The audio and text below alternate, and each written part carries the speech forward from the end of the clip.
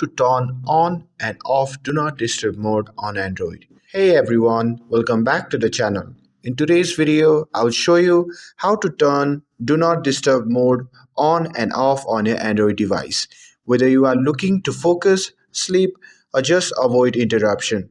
This feature is super handy, so without further ado, let's get started. So to access Do Not Disturb quickly, simply swipe down from the top of your screen to open up the quick setting panel. You may need to swipe down again and scroll through the icon to find Do Not Disturb option.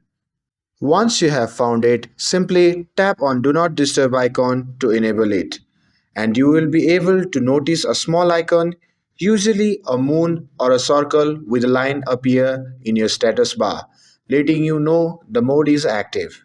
While it's on, your phone will silence all notifications, calls, and alerts depending on your preferences.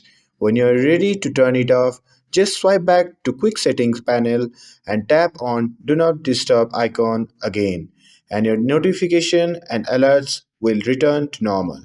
But if you want to customize how Do Not Disturb work, go to your Settings app and then select Sound or Vibration or Notification depending upon your phone model.